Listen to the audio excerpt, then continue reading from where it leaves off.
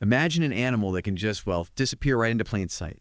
A silent hunter, perfectly adapted to its surroundings, and it's thriving in a landscape that's shaped by both nature and human hands. That's the remarkable creature we're diving into today, a real master of stealth, kind of a ghost of the forest that lives right under our noses, yet honestly, few of us ever truly get to see one. Today, our deep dive comes straight from you, Brad, and your team over at ACN Ashley County now. Here you're wrapping up an incredible wildlife week there in Crosset, Arkansas. That sounds fantastic. You've sent us some really fascinating research on the Ashley County Bobcats, and you also generously shared some of your own very rare personal encounters with them. You described them as elusive, and I think that's just the perfect word for these incredible sort of hidden animals. So our mission today, we want to unpack everything we can about Lynx rufus, the bobcat, specifically in your unique corner of the world. From its secret life and incredible hunting skills to its surprising resilience, living in a landscape that's constantly being shaped by human activity. We really want to understand what it truly means to be an Ashley County Bobcat. Yeah, and what's particularly fascinating about your observations, Brad, especially those anecdotes you shared about their elusiveness and seeing them in unexpected places, like that one you saw during the Felsenthal flood, it's how perfectly they illustrate the core paradox of this species. Bobcats are, on one hand, intensely wild. They really embody that untamed spirit of the forest. And yet, on the other hand, they are remarkably adaptable, able to thrive, actually, even in landscapes that are heavily influenced by human activity.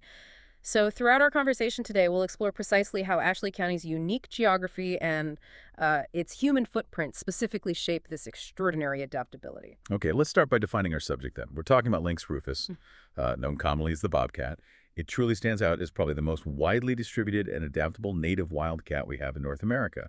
Its range is huge, stretching from southern Canada way down into central Mexico. And here in the southeastern United States, especially in a rich, diverse ecosystem like Ashley County, it plays a really vital role. It's what scientists call a mesocarnivore. Right, a mesocarnivore. That's basically a term for a mid-sized predator. Exactly. It occupies this critical position in the food web. Think of it like a crucial link in the chain, maintaining balance within the complex ecosystems around it. And Brad, you might hear folks in Ashley County call them by other names, maybe wildcat or even bay lynx. Yeah, those local names pop up. And while those names certainly capture some of their wild, untamed spirit, understanding their scientific classification, Lynx rufus, gives us a much more precise framework. It helps us understand their evolutionary history and their specific ecological function within the broader tapestry of life there. Precisely. And if we zoom out and place the bobcat within that larger scientific framework, it's in the animal kingdom, of course. Right. Phylum Chordata, class Mammalia, order Carnivora, and then specifically the family Felidae, that's the family of true cats.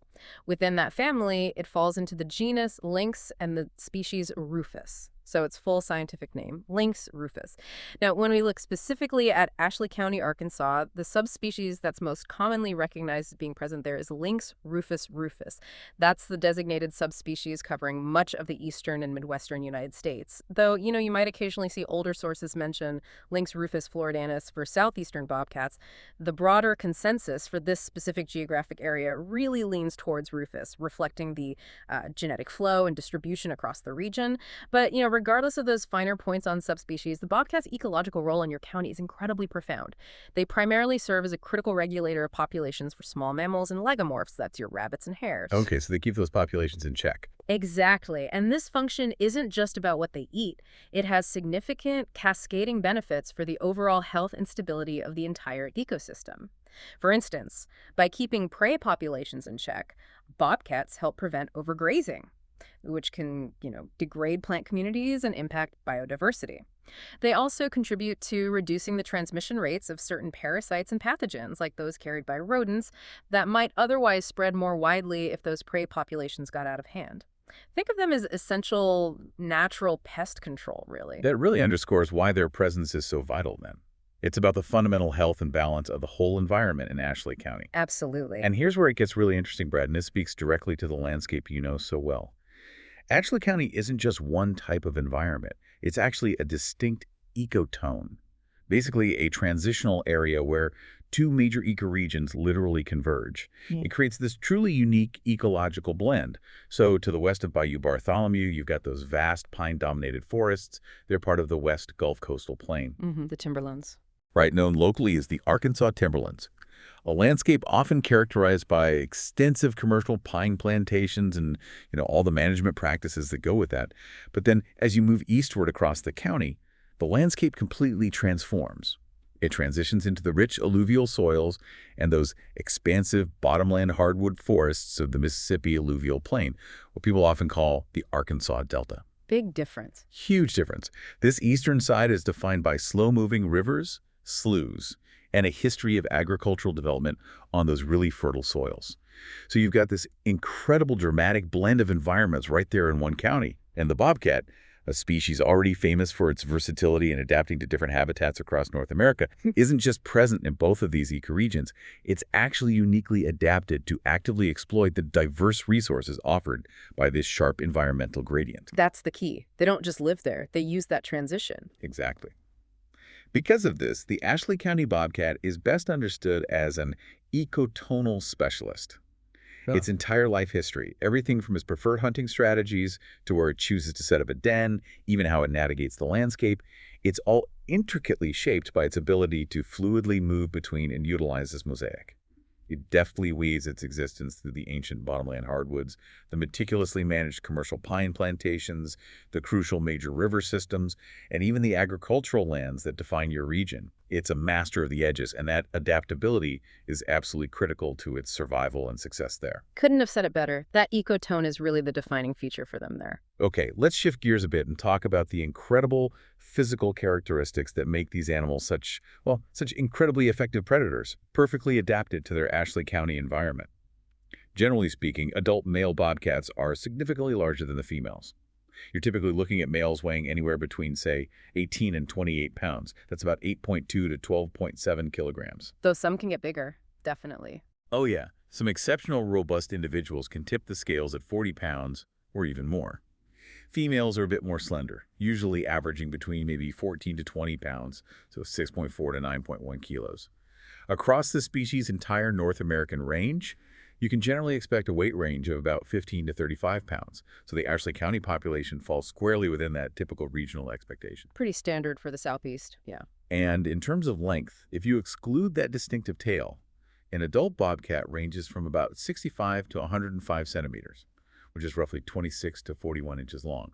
And of course, the feature that gives them their name is that characteristic bobbed tail.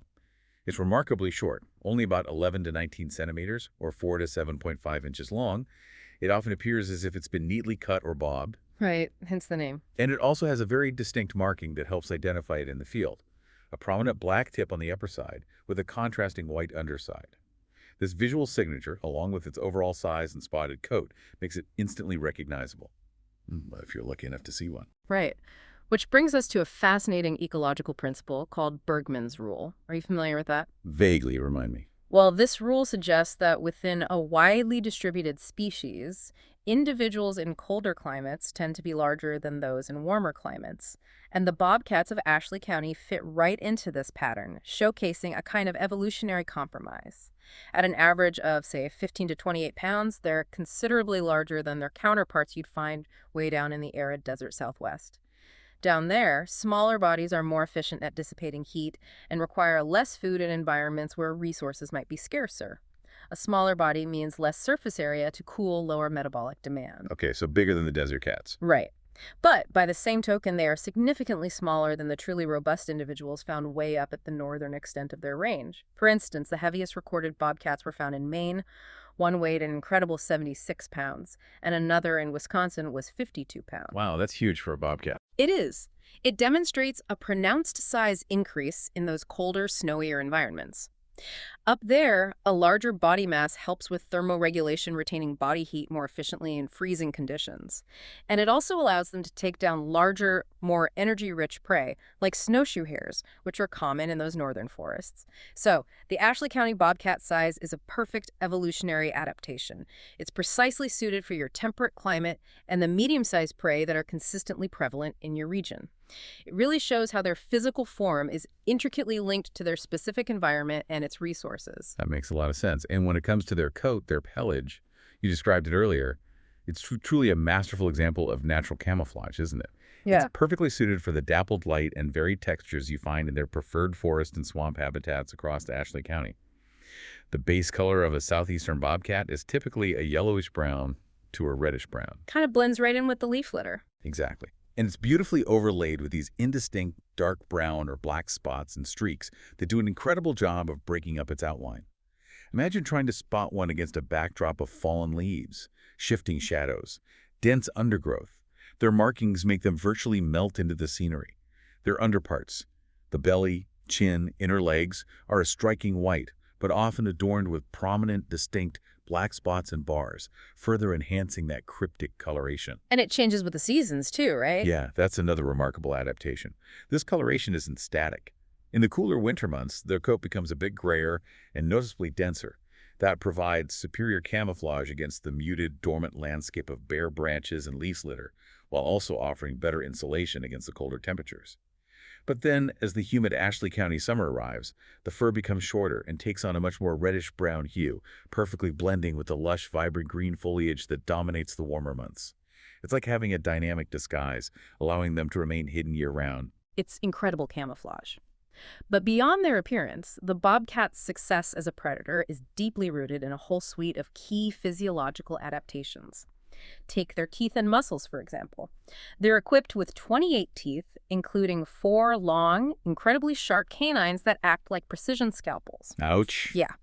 This allows them to deliver a rapid, precise, and lethal bite directly to the cervical vertebrae at the back of the neck of their prey, effectively severing the spinal cord. This killing method is remarkably efficient, ensures a quick dispatch of the rabbits and rodents making up most of their diet, and minimizes risk to the bobcat itself.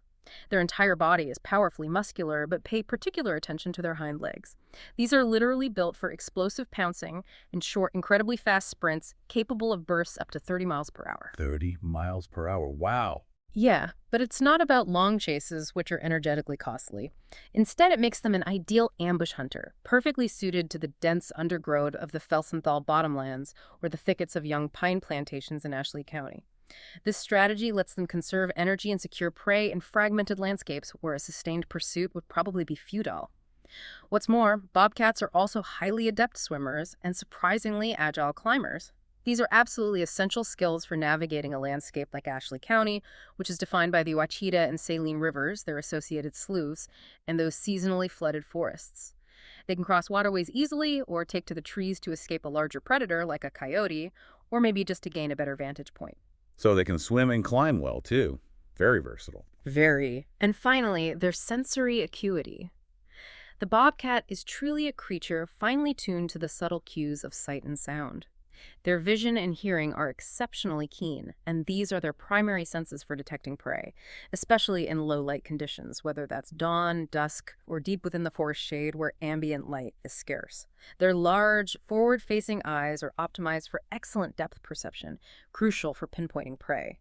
And their ears, with those subtle little tufts, are highly directional, allowing them to detect the slightest rustle or squeak. While their sense of smell is certainly well developed and useful for navigating their territory and identifying other bobcats, it generally takes a secondary role to their hearing and vision during the actual hunt, when precise targeting is paramount. They are just remarkably well equipped for their elusive life. Okay, so we know they're built for the hunt, incredibly adapted. Where do these incredible animals actually live within Ashley County? You mentioned it's not uniform. Right, their distribution isn't uniform at all. It's a direct reflection of the county's patchwork of distinct habitat types. The bobcat's adaptability allows it to thrive by, well, differentially using and even exploiting the resources provided by those ancient bottomland hardwoods, the managed commercial pine forests, the edges of agricultural lands, and those critical riparian zones, the river and creek corridors that connect everything. It creates a complex, interconnected home range for them. So where's the prime real estate for a bobcat in Ashley County? Well, when we talk about prime bobcat habitat, the 65,000-acre Felsenthal National Wildlife Refuge, right there at the confluence of the Ouachita and Saline rivers, that's absolutely the heart of it. This vast expanse of bottomland hardwood forest, interspersed with sloughs, swamps, and lakes, it provides every essential element a bobcat needs to survive and thrive. The dense understory, thick with vines and briars, offers superb cover for both stealthy hunting and secure refuge from predators or human disturbance. These bottomlands are critical core areas. It's where bobcats establish dens in secure, sheltered locations like large hollow logs from fallen cypress and oak trees or dense thickets, even the root masses of overturned trees. And this habitat is particularly rich in primary prey, most notably the swamp rabbit, which just flourishes in these moist, densely vegetated environments. And those rivers must be important too. Absolutely. The rivers and their associated creeks function as natural travel corridors. They allow bobcats to move securely and unseen across the landscape while hunting and maintaining their territories. Felsenthal is really ground zero for prime habitat. Okay, that's the bottomlands. What about the other major part of the county, the western half with all the pine forests? Right. Moving west into the Arkansas timberlands, we see a really complex and honestly somewhat paradoxical relationship with bobcat populations. While bobcats generally tend to avoid mature, open canopy pine stands the ones with very little understory to hide in or support prey. Not much cover there. Exactly, but they show a strong preference for early successional habitats. And the timber industry's rotational practice of clear-cutting followed by replanting actually creates a continuous cycle of these preferred habitats across the landscape. Young pine plantations from about 1 to maybe 20 years old, they develop into these dense, nearly impenetrable thickets that beautifully mimic the natural brushy cover bobcats favor for concealment and ambushing prey. So the logging actually helps them, Yeah. in a way. Inadvertently, yes. These regeneration areas support incredibly high densities of key prey species like the eastern cottontail rabbit and the cotton rat, creating ideal foraging grounds. So in an interesting twist, industrial forestry, while it's a profound alteration of the natural landscape, inadvertently generates this shifting mosaic of high-quality habitat that supports a robust bobcat population. And this is clearly reflected in the data.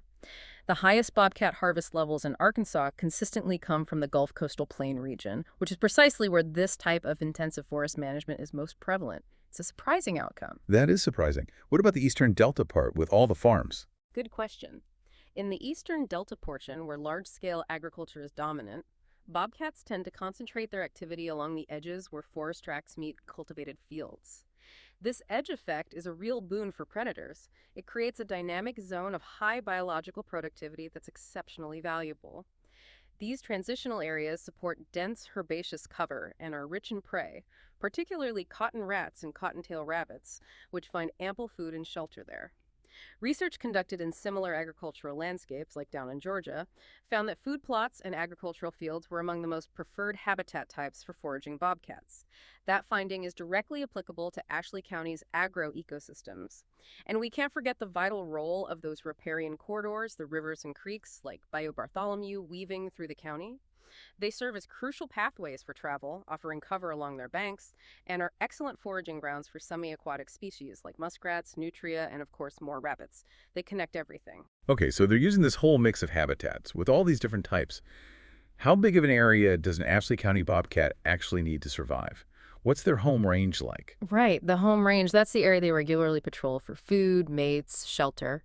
And it's a remarkably dynamic space. It's constantly influenced by factors like the animal's sex, the quality and type of habitat available, and crucially, the density of available prey.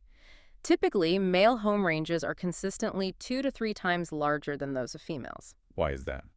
It's largely a strategic adaptation for reproduction. A male's larger territory allows him to overlap with the territories of multiple potential mates, maximizing his chances to pass on his genes. Studies in Louisiana, for instance, have even documented home ranges as small as 5 square kilometers for males and just 1 square kilometer for females in exceptionally rich, prey-dense habitats. But conversely, an older study in more dispersed areas of Arkansas reported much larger ranges, with one male covering a whopping 64.2 square kilometers, likely in an area where resources were more spread out. So it really varies. What would a typical range look like in Ashley County with its mix? Yeah, for an Ashley County bobcat, their home range isn't a uniform block of land. It's more like a constantly shifting, interconnected patchwork. For instance, a typical adult male's territory is likely a complex quilt. Maybe a core denning and resting area nestled deep within the secure bottomlands of the Felsenthal Refuge, connected by discrete travel routes that weave through adjacent pine plantations of varying ages, with regular opportunistic hunting forays to the productive edges of nearby farms. A female's smaller territory, on the other hand, might be centered entirely within a particularly resource-rich tract of bottomland forest, or maybe a large, dense pine regeneration area that provides sufficient prey and cover year-round, allowing her to raise her young safely. They truly are masters of working with precisely what the unique Ashley County landscape provides them. They really tailor it to the land. And what's truly remarkable, as you mentioned earlier, is their adaptability to human presence. It is remarkable. Bobcats are capable of persisting and even thriving in landscapes that include towns, farms, and roads, provided that sufficient cover and prey remain. They readily utilize human-made linear features like logging roads, fire breaks, even ATV trails as efficient and often discreet travel paths through their territories. In Ashley County, this means they will utilize the urban-wildland interface around communities like Crosset and Hamburg, especially where natural corridors like creek bottoms, undeveloped forested tracts, or even dense drainage ditches penetrate suburban areas. This allows them to move surprisingly close to human dwellings without being detected most of the time. Which brings us back to your observation, Brad, about seeing that one during the Felsenthal flood. Yeah, exactly. Brad, your observation of seeing that very unkempt bobcat this past spring during the severe flood of Felsenthal, feeding on grain on the side of the roadway one morning, that truly highlights their incredible adaptability and sheer survival instinct. While major roads are usually a significant threat and a place they instinctively try to avoid, in extreme circumstances like a widespread flood, these roadways become temporary islands of refuge and, frankly, desperate foraging opportunities when other, more natural areas are completely inundated. It's a vivid snapshot of how their survival instinct kicks in, pushing them into unusual, albeit temporary, behaviors to find sustenance when all other options are literally underwater. This kind of sighting, while rare, tells a powerful story about their resilience. But there are limits to that adaptability, Right. especially with roads. Yes, absolutely. This impressive adaptability does have its limits. Major paved roads, such as U.S. Highways 425 and 82, which cut straight across Ashley County, pose a dual and significant threat. Firstly, they act as considerable barriers that can fragment habitat and isolate bobcat populations, making it harder for individuals to move safely and genetically between suitable areas. This can lead to reduced genetic diversity over time. And secondly, and perhaps more immediately impactful, these roads are a direct and significant source of mortality from vehicle collisions. While bobcats will attempt to cross these roads, especially dispersing juveniles who are searching for new territory and lack the learned caution of adults, it is an extremely high-risk behavior. Studies consistently show that bobcats prefer to avoid roads in areas of high-density human development whenever possible, underscoring the severe and ongoing danger these linear features represent to their populations. Okay, so let's get into the nitty-gritty of what sustains these elusive predators in Ashley County. What are they eating? The diet of the Ashley County bobcat really shows its role as an opportunistic and highly effective predator. Its food habits are very strongly linked to the local prey base, meaning they are incredibly efficient at eating whatever is most abundant and accessible in their specific environment at any given time. And for us, we have a pivotal study you mentioned by Tumlison and McDaniel from 1990 that specifically looked at the stomach contents of 148 bobcats from eastern Arkansas. This gives us invaluable, geographically specific insights into their menu, like a real snapshot of what they were actually consuming. That study is indeed foundational for understanding bobcat diet in this region. When we look at their primary prey base, legomorphs, your rabbits, are unequivocally the cornerstone of the bobcat diet in eastern Arkansas. The analysis revealed that rabbits, specifically both the eastern cottontail, commonly found in upland and edge habitats, and the swamp rabbit, which thrives in the bottomlands like Felsenthal, were the primary food source. This was true by both frequency of occurrence and estimated biomass. So rabbits are number one. Absolutely. For males, females, and even kittens. This finding perfectly aligns with bobcat dietary preferences observed across the entire continent. Rabbits are relatively large, abundant, and, predictable prey. Rodents come in as the second most important food group by occurrence, serving as a vital dietary filler. The most significant among these are the cotton rat and the rice rat, which are prolific breeders. Lots of those around, I imagine. Oh yes, these rodents thrive in the grassy, weedy habitats found along agricultural field edges and in those early successional forests created by timber management. This makes them a remarkably reliable and frequently consumed food source, especially when rabbit populations might be lower or just harder to find. So mostly rabbits and rodents. What else? Well, beyond these primary staples, bobcats are incredibly opportunistic, which really showcases their adaptability to local conditions. White-tailed deer, for instance. Although they represent a smaller percentage of the overall diet by frequency, they are a crucial, high-value food item, particularly for larger bobcats. Now, it's important to note, bobcats are generally not capable of taking down healthy adult deer. Like you're too big. Exactly. Instead, they are incredibly effective predators of vulnerable fawns during the spring and early summer when deer are giving birth. A single fawn provides a massive caloric reward, a rich source of protein and fat, making it a highly sought-after, if seasonal, prey item. The Eastern Arkansas study also documented them eating other mammals like squirrels, muskrats, and even the invasive nutria. Nutria, too. Interesting. Yeah, the presence of these semi-aquatic fur bearers in their diet clearly highlights the bobcat's proficiency at hunting in and around Ashley County's abundant water resources like Felsenthal and Bayou Bartholomew. And 9-banded armadillos, which are also quite common in your region, are very likely taken opportunistically as well. They're slow-moving, easy to ambush. What about birds? Birds, particularly waterfowl, also constitute a significant seasonal food source. During the winter months, Felsenthal National Wildlife Refuge hosts truly vast concentrations of migratory ducks, sometimes exceeding 100,000 individuals. That's a lot of duck. It is. And the Eastern Arkansas Diet Study confirmed that bobcats capitalize on this abundance. They'll ambush ducks and geese, especially injured or sick birds, or maybe those roosting in shallow water. This makes waterfowl an important part of their winter diet when other prey might be less available. They will also prey on ground nesting birds like wild turkey and their young when the opportunity arises, particularly during nesting season when eggs and young chicks are vulnerable. It really shows their flexibility and ability to adapt their menu to whatever seasonal bounty is available.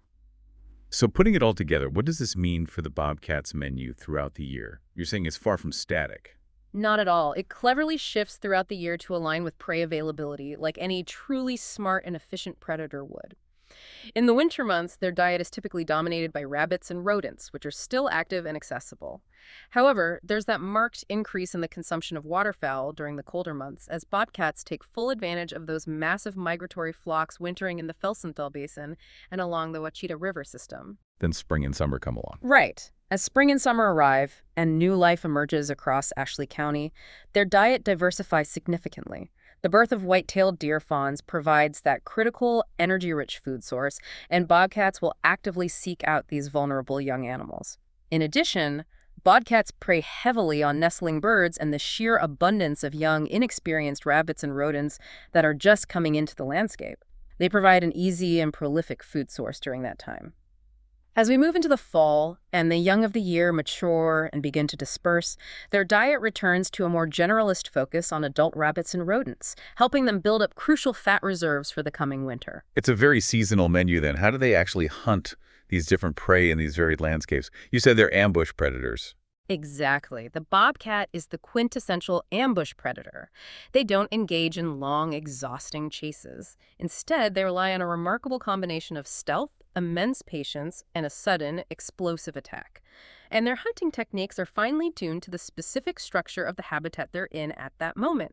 For instance, in the dense, complex understory of the bottomland hardwoods in Felsenthal, a bobcat uses the abundant cover of briar patches, fallen logs, cypress knees to its supreme advantage. It will often wait motionless, sometimes for very long periods, completely hidden. Just waiting. Just waiting. For a swamp rabbit, or maybe a squirrel, to pass within striking distance before launching a swift, decisive pounce, dispatching the prey with that precise bite to the neck. Now, in the more structured environment of a managed pine forest or along an agricultural field edge, the bobcat employs a different but equally effective stalking strategy. It moves silently along the edges of clearings or uses the dense cover of a young pine thicket to approach its prey completely undetected. They've even been observed walking along elevated logs and fallen trees, likely to gain a better vantage point for spotting prey, while simultaneously traveling quietly above the noisy forest floor litter. This allows them to approach closer to their unsuspecting target before initiating that final explosive dash. Whether it's the thick bottomlands or the pine timberlands, their hunting style is always about surprise and efficiency. Incredible hunters. But the bobcat doesn't operate in a vacuum in Ashley County, does it? It shares its landscape with other pretty successful hunters, the coyote and the gray fox. That must create some interesting dynamics. Oh, absolutely. It creates a fascinating, often tense dynamic of coexistence and competition. The bobcat's role in this ecosystem is critical, as we said. It regulates rodent and rabbit populations, which helps maintain plant communities, maybe limits disease spread, but it has competitors. And they're all after similar food, right? Exactly. All three, bobcat, coyote, gray fox, target a very similar prey base, primarily rabbits and rodents. That creates direct overlap in their dietary needs.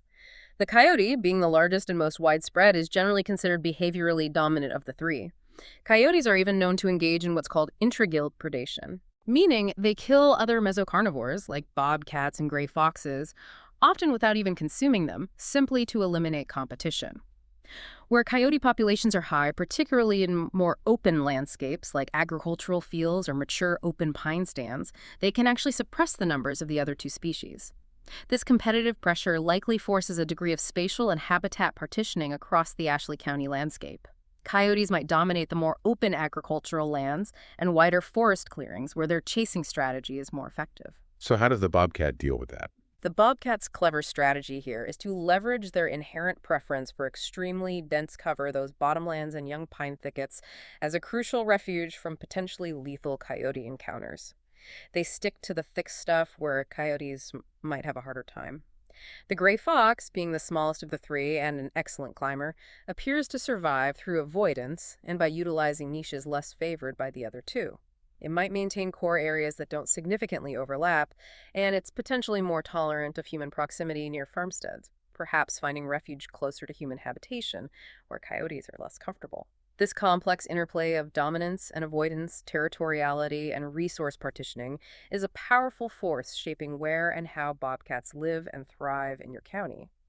It's not just about finding food and shelter, it's about navigating a very competitive and often dangerous social landscape. Wow, a lot going on unseen. Okay, let's talk about their behavior and activity patterns. Given their incredibly elusive nature, understanding when bobcats are most active is key. Brad, you mentioned their elusiveness, and this is deeply tied to their daily rhythms, isn't it? Absolutely.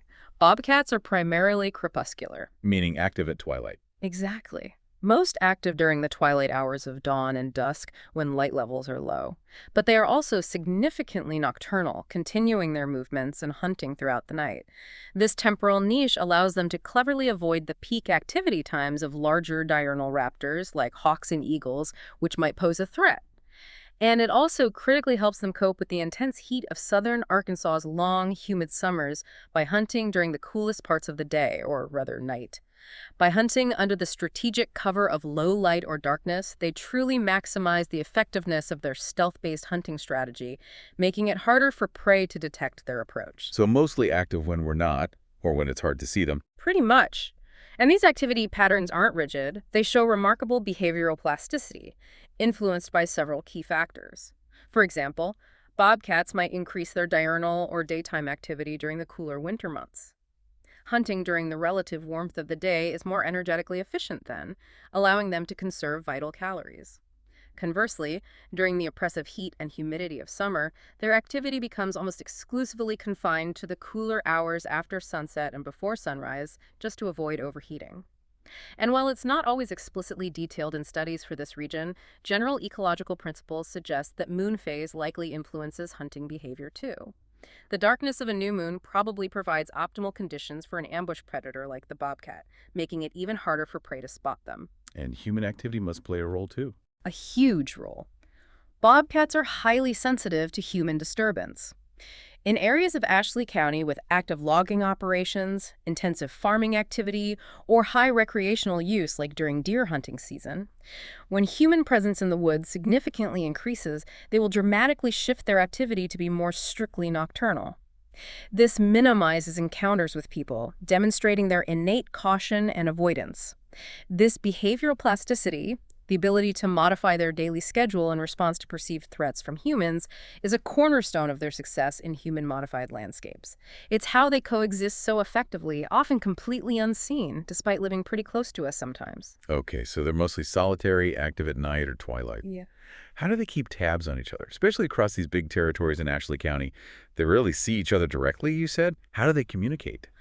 Communication. It's all about communication, even for solitary animals. They have a surprisingly sophisticated system that allows them to interact and convey vital information without constant direct contact. How does that work? Scent is truly the primary language of bobcats. They use a variety of chemical signals to delineate the boundaries of their home ranges, to signal their presence, and to convey crucial information about their status and reproductive readiness.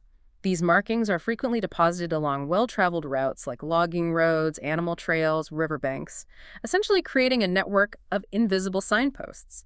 Strategic urination and defecation at prominent locations serve as powerful signposts for other bobcats, carrying a wealth of information.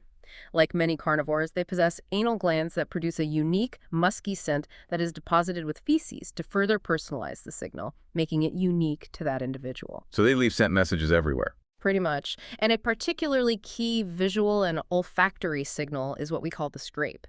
This is a small depression kicked into the soil or leaf litter with their hind feet into which the bobcat will often urinate. These scrapes are unambiguous territorial markers. They clearly communicate their presence, their claim to an area, and potentially the sex and reproductive status of the individual that left it.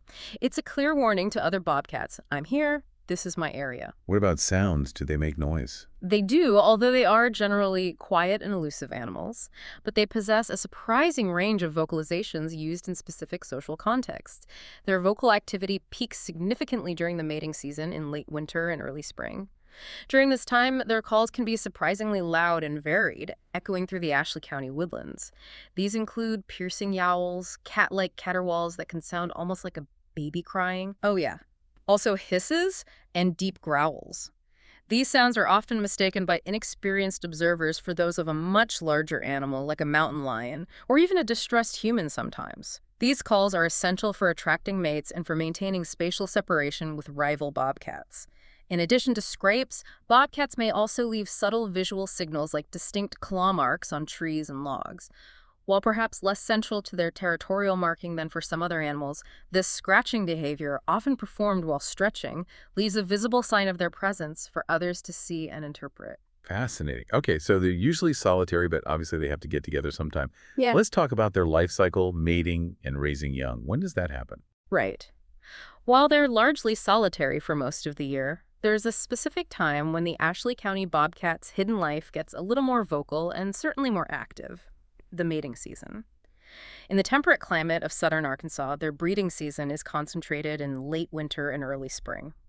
The peak of mating activity typically occurs from January through March, with most courtship and copulation taking place in February and March, just as days begin to lengthen and the first signs of spring emerge. And they don't form pairs, right? Correct. It's a polygynous or polygynandrous mating system, meaning they're promiscuous. Individuals do not form lasting pair bonds. Both males and females may have multiple partners during this period. Interactions between adult bobcats are almost exclusively limited to this brief mating window. Otherwise, they mostly avoid each other. A female in estrus advertises her readiness by depositing distinct scent marks throughout her territory, acting as a chemical invitation that attracts potential males from surrounding areas. A successful male's large home range often strategically overlaps with those of several females, maximizing his reproductive opportunities.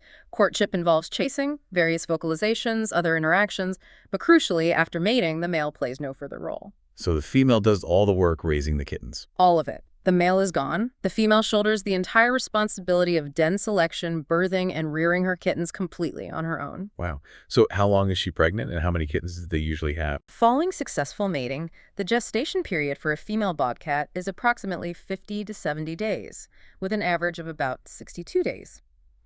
In Ashley County, this timing means that most kittens are born in April and May, which conveniently coincides with an abundance of new, vulnerable prey like deer fawns and young rabbits. A typical litter consists of 1 to 4 kittens, with 2 or 3 being the most common number. And while bobcats in the South typically produce 1 litter per year, there is remarkable evidence of their resilience. A female may produce a second litter if her first is lost early in the season, perhaps due to predation or disturbance. It ensures the continuation of her genetic line. And choosing a den site must be incredibly important for those vulnerable kittens.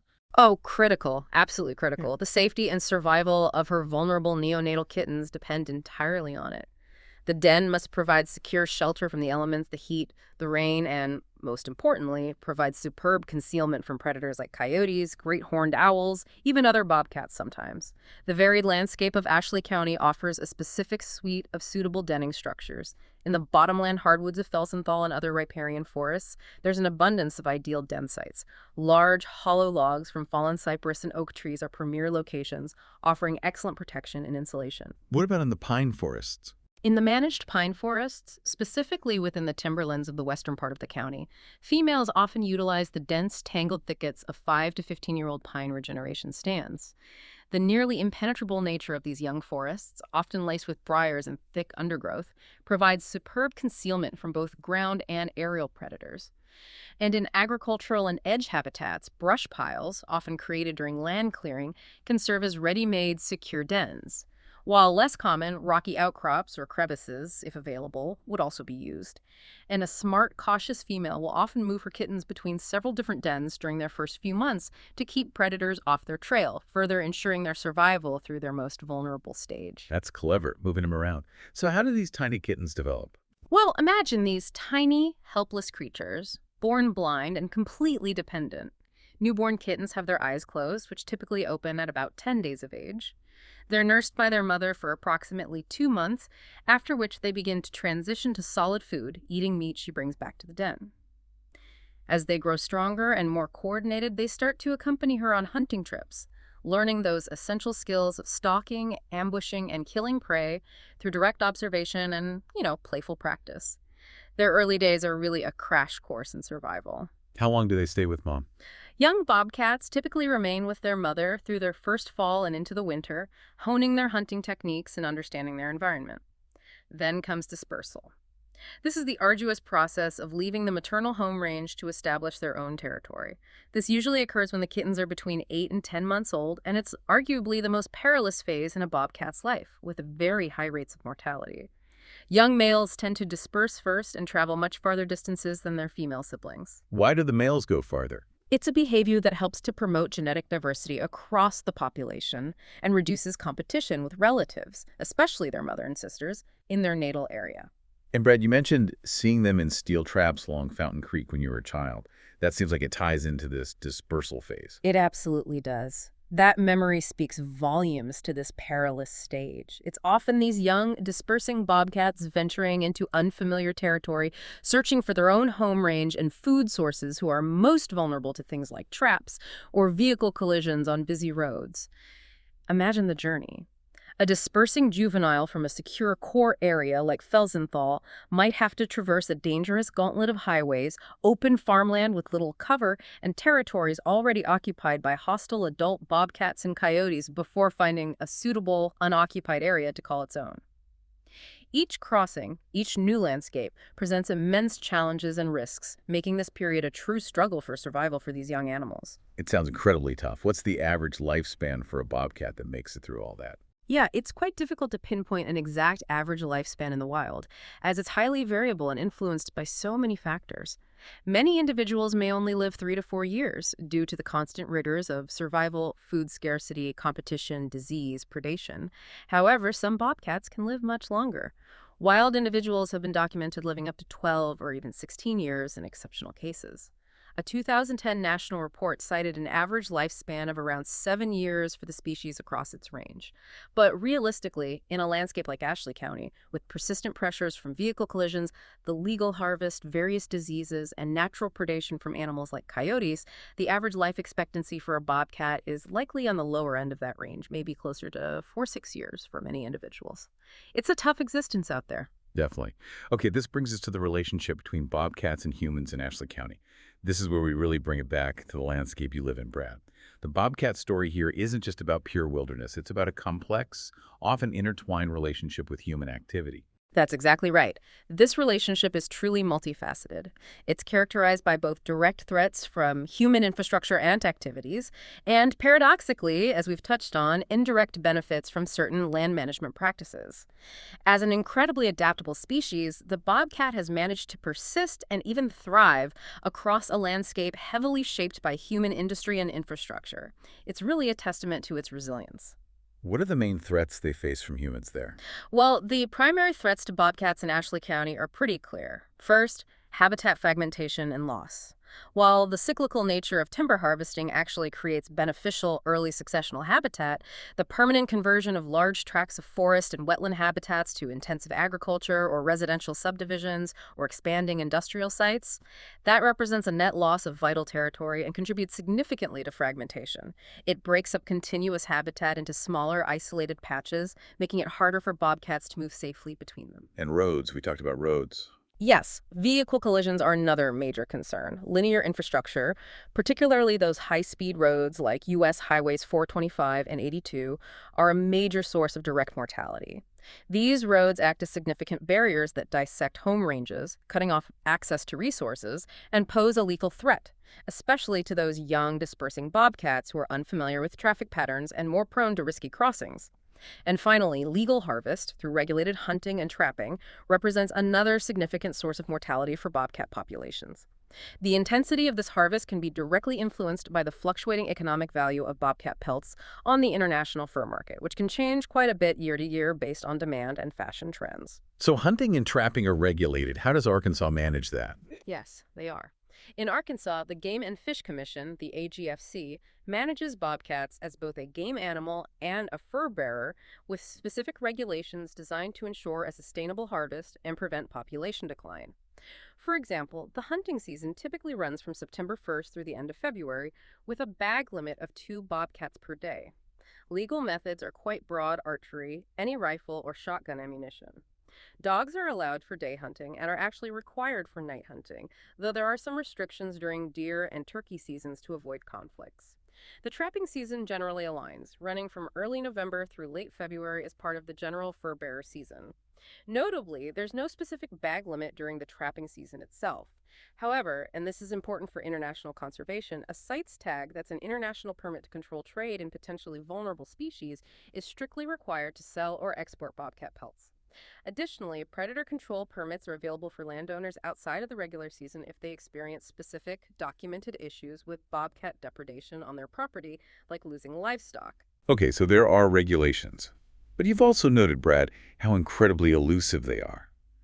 Does that mean direct conflict with people is rare? Generally, yes. Direct conflict between bobcats and humans in Ashley County is genuinely rare. Bobcats are inherently shy, cautious animals and actively avoid people whenever possible.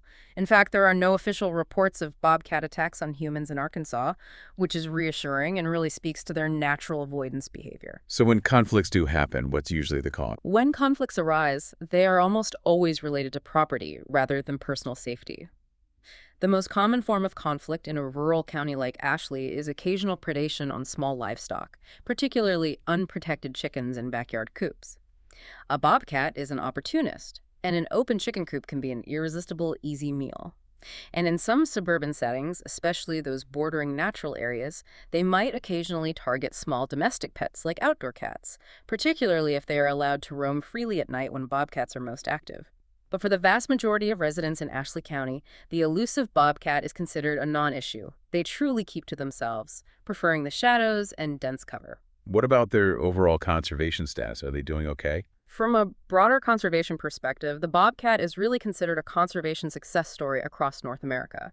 The International Union for Conservation of Nature, the IUCN, lists the bobcat as being of least concern. That indicates a large, stable, or even increasing population across most of its North American range. The total U.S. population is estimated to be incredibly robust, somewhere between maybe 2.3 and 3.6 million individuals. That's a huge number, a real testament to its adaptability. And in Arkansas specifically? In Arkansas, according to AGFC survey data, bobcat populations have been relatively stable in recent years, showing no signs of widespread decline.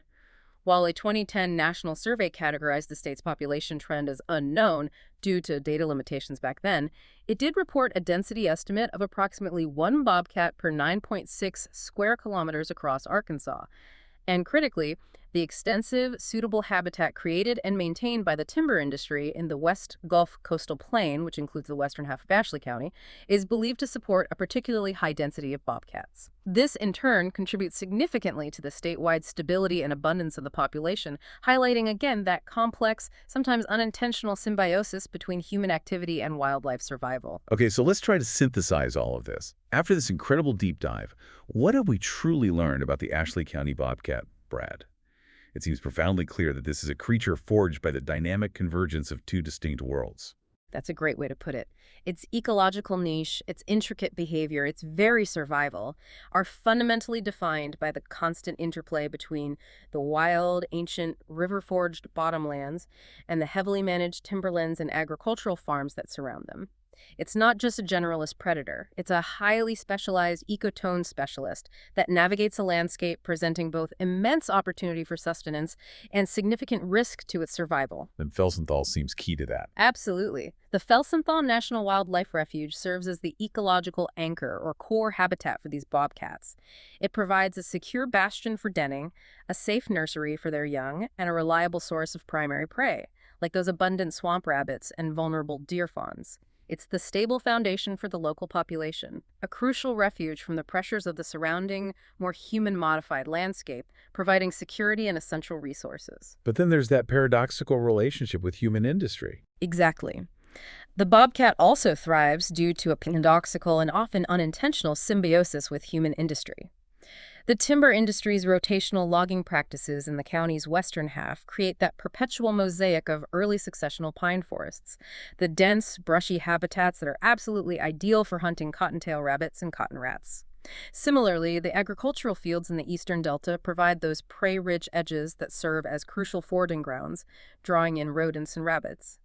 These human-altered landscapes, while undeniably fragmenting the environment in some ways, are in fact the engines of productivity that support a resilient and abundant bobcat population in Ashley County. They provide the energetic fuel that allows the bobcats to flourish there. But it forces them into a balancing act. A constant balancing act. This reliance on such a mixed-use landscape forces the bobcat to cleverly leverage the high prey densities of these managed lands while simultaneously navigating the associated dangers. The lethal threat of vehicle collisions on major highways, the pressure of a regulated hunting and trapping season, and the constant tense competition with the more dominant coyote in open areas. Its crepuscular and nocturnal habits, its strategic use of dense cover for movement and refuge, and its ability to shift its diet with the seasons. These are all adaptations honed over millennia to succeed in this complex, ever-changing environment. It's a species that truly embodies adaptive genius. So, the Ashley County bobcat isn't simply a typical forest predator then. It's really an ecotonal specialist whose very existence is a powerful testament to its profound adaptability. It's a true product of the confluence of rivers, the dramatic transition of ecoregions, and the deep imprint of human land use.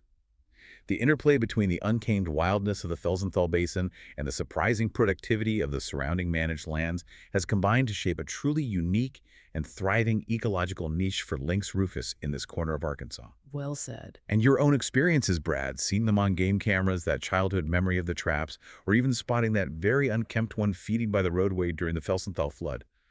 These aren't just rare, isolated sightings, are they? They're vivid, living snapshots of this very adaptability in action. Moments where this typically elusive animal reveals how perfectly it navigates the specific challenges and opportunities of Ashley County. They are not just surviving, they are true survivors, and they are thriving there. Couldn't agree more. Those personal sightings really bring the science to life. What an incredible deep dive this has been, Brad. You've brought us a truly fascinating topic that goes far beyond just one animal. It's really about how an entire ecosystem functions, how species adapt to changes both natural and human-made, and the intricate ways wildlife exists right alongside us, often completely unseen. It's truly remarkable how a creature so elusive can be such a vital and enduring part of your county's rich biodiversity. Yeah, and this discussion, especially incorporating your observations, it really raises an important question for all of us, doesn't it? The bobcat's success in Ashley County, thriving amidst its unique blend of wilderness and human industry, demonstrates a remarkable resilience and an astounding capacity for adaptation. What does this teach us about the subtle ways wildlife adapts to our presence, often going completely unnoticed? Next time you're out on your family properties or driving near Felsenthal, maybe take a moment to think about the unseen world around you, the layers of life hidden in plain sight. What else might be there, just out of sight, perfectly adapted, waiting for you to discover it on a game camera, or perhaps just offering a fleeting glimpse on the side of a roadway? It's a powerful testament to nature's enduring power and the quiet tenacity of its wild inhabitants. That's a great thought to end on. Thank you again, Brad, for sharing your invaluable research from Ashley County Now and for inviting us on this incredible deep dive into the world of the Ashley County bobcat. We learned so much from your sources and your personal observations. Keep exploring, keep doing what you do, and keep sharing those amazing insights with your wonderful people down there.